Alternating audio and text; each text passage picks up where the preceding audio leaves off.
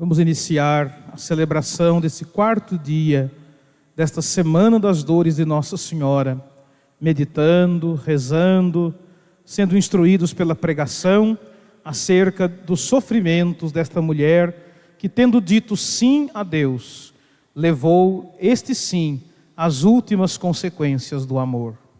Em nome do Pai, e do Filho, e do Espírito Santo. Amém. Amém.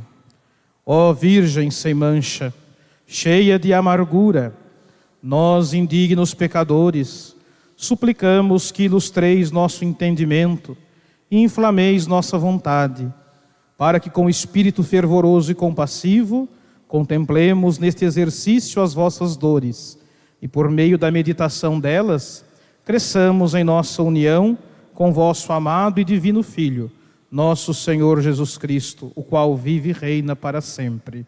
Salve, Rainha, Mãe de misericórdia, vida, doçura e esperança nossa, salve. A vós bradamos, degredados filhos de Eva, a vós suspiramos, gemendo e chorando neste vale de lágrimas. Eia, pois, a advogada nossa, esses vossos olhos misericordiosos a nós volvei, e depois desse desterro, mostrai-nos Jesus, bendito o fruto do vosso ventre. Ó clemente, ó piedosa, ó doce sempre Virgem Maria, rogai por nós, Santa Mãe de Deus, para que sejamos dignos das promessas de Cristo. Amém.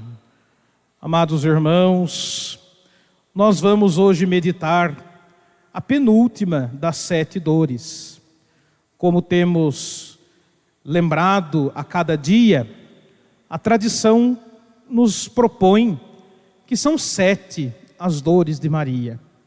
Por isso, nas suas imagens que representam a Senhora das Dores, sempre encontramos 7 espadas ou uma coroa com 7 estrelas, para recordar, então, este número simbólico, as 7 dores, os 7 sofrimentos da Mãe do Céu. Também lembramos, como já mencionamos nesses dias, que dessas 7 dores, há um primeiro grupo, as 3 primeiras, que se situam na infância de Jesus, enquanto as outras 4 estão diretamente ligadas com a paixão e morte do Filho amado. Ontem meditamos destas 4 últimas, 2. O encontro a caminho do Calvário, Maria se encontra com o seu filho, e a morte dele na cruz. Tudo nos levava a crer, sem dúvida, que a história poderia ter terminado ali. Mas, ao considerarmos as 7 dores de Nossa Senhora, a 6ª e a 7ª dor, conforme nos apresenta a tradição, falam sobre os momentos seguintes, imediatamente seguintes à morte de Cristo na cruz. Apontam estas 2 dores finais para aquele amar extremo que é vivido por Nossa Senhora. O evangelista São João, quando inicia a narrativa da última ceia, referindo-se a Jesus, diz assim: tendo amado os seus que estavam no mundo, amou-os até o fim. O amor de Jesus é extremo. Não é um amor que para no meio do caminho. É um amor que conduz até as últimas consequências, este projeto do Pai. Este projeto pelo qual, obediente, o Senhor realiza a nossa salvação. E Maria, vivendo, como diz São Bernardo, em si, o mistério da paixão de um modo singular, também participa deste amar até o fim, deste amar ao extremo. E isto se concretiza nesta dor que hoje nós vamos meditar.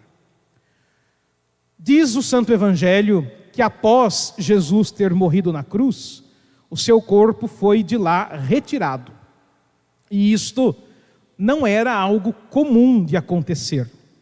Entre as finalidades da cruz, ou do matar alguém crucificado, melhor dizendo, da prática de crucificar as pessoas, estava a de que fosse aquele fato um exemplo. Então, era comum que os corpos ficassem expostos na cruz por bastante tempo. Não era comum, inclusive, que as pessoas crucificadas morressem logo, no mesmíssimo dia em que foram crucificados. Por quê? Porque não havia o costume de infligir tantos suplícios, tantos castigos físicos, como aconteceu com Jesus de Nazaré. Certamente Jesus, tendo morrido no alto da cruz, após 6 horas de longa agonia, teve esta possibilidade, isto foi possível de acontecer, melhor dizendo, porque a quantidade de castigos físicos, de machucados, de sofrimentos que ele teve de suportar, ajudou a apressar a sua morte. Os suplícios foram muito grandes e muito cruéis. Se não era comum a pessoa morrer no mesmo dia, tampouco era comum que logo fosse retirada do madeiro.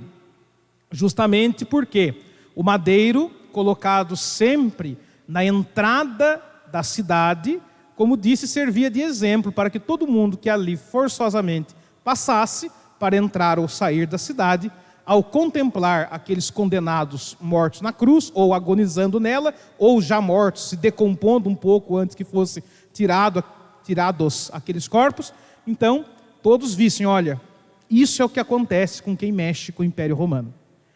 Jesus também foi, portanto, uma exceção no referente ao seu sepultamento. E isto porque houve a influência de algumas pessoas amigas e amigos discretos de Jesus, como Nicodemos e José de Arimateia. Pois bem, é pedida a Pilatos a permissão para que o corpo de Jesus fosse retirado da cruz. E esta permissão, ela é concedida, além desta influência dessas pessoas, também por causa do sábado pascal, que era o dia seguinte à morte de Jesus.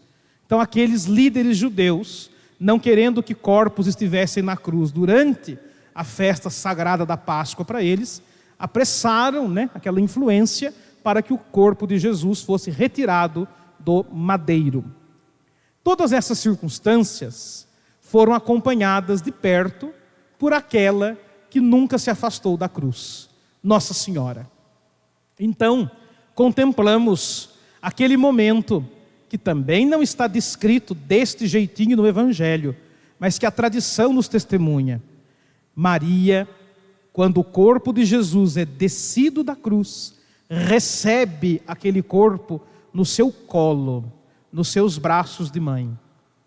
E sobre ele chora, sobre ele derrama suas lágrimas, para que então, logo a seguir, aquele corpo seja, ou fosse, preparado para a sepultura.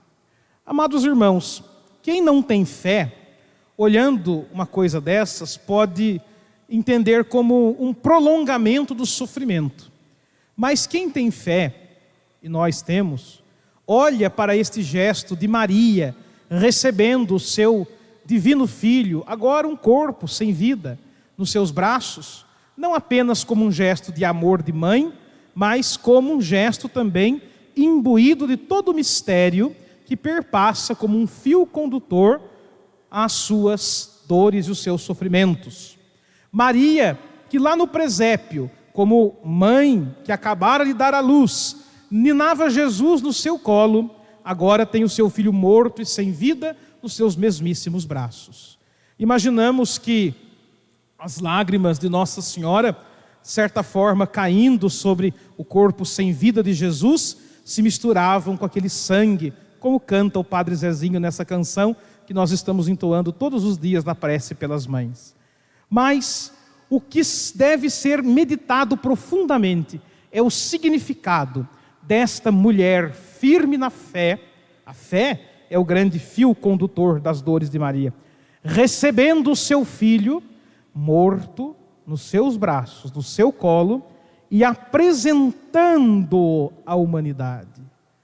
Nós geralmente vemos as representações de Nossa Senhora com ela trazendo o menino Jesus no colo. Na igreja oriental, não é do mesmo jeito que nós fazemos essa representação. A maioria das vezes, para nós, Nossa Senhora traz o menino no braço aqui, no colo, como a nossa padroeira, Nossa Senhora do Belém. Mas na arte oriental, ao invés de trazer o menino no braço, ao lado, Maria sempre traz o menino no centro, diante dela, na frente do seu coração. É um jeito da arte oriental dizer que Maria é aquela que sempre apresenta, antes dela, Jesus a nós. Mas esta apresentação, que nós hoje contemplamos na Sexta Dor de Nossa Senhora, ela vai tocar, então, neste momento final da obra da redenção, como sendo um sinal de que Maria é a Virgem oferente, é aquela que oferece o seu Filho. E eu gostaria de puxar a nossa reflexão para um outro elemento muito importante. Papa Francisco, promulgando o ano de São José, escreve uma carta muito bonita, todos deveriam ler, chamada Patris Corde, com o coração de pai, dizendo isso, que São José amou Jesus com o coração de pai. Dentre as muitas coisas bonitas que o Papa fala sobre São José, ele reflete sobre o sentido de nós chamarmos São José de homem castíssimo. E o Papa reflete que São José pode ser chamado de castíssimo, porque vivendo a pureza na sua relação com Maria, vivendo esta santidade conjugal com Maria, na castidade, José aprende a não possuir. Meus amigos, quando a gente fala em castidade, dá muito pano para a manga. A maioria absoluta das pessoas confunde totalmente o significado da palavra castidade. Não vamos aqui entrar profundamente nesse assunto, pois não é o nosso foco agora. Mas esta intuição do Papa Francisco, atribuída a São José, também pode ser agora objeto de nossa reflexão com Nossa Senhora. Nossa Senhora é a Virgem oferente. O que é oferecer? Oferecer é dar. Dar é não possuir. A castidade, enquanto virtude que integra, inclusive, a sexualidade humana em todas as suas dimensões, passa por isso. Por não querer possuir o outro. Por não querer dominar. Por não querer usar o outro. Por saber que nós, nesta vida, devemos castamente viver. Isto é, devemos nos entregar. Devemos sempre, livres de todo o instinto de posse, ter uma alma oferente. E quando isto não está presente nas relações humanas e também na sexualidade, o que acontece? É o contrário. Acontece domínio, posse, exploração, uso, instrumentalização do outro. Maria, apresentando o seu filho ao mundo, veja, toda mãe tem um instinto protetor. Então, ela traz o filho para perto. Maria, verdadeiramente mãe, claro, enquanto ser humano, enquanto mulher, certamente viveu isso, esse instinto protetor. Mas como mulher de fé que nós olhamos, Maria é aquela que não guarda para si, mas oferece para nós. Maria é aquela que castissimamente torna-se oferente, porque ela nos apresenta o Senhor.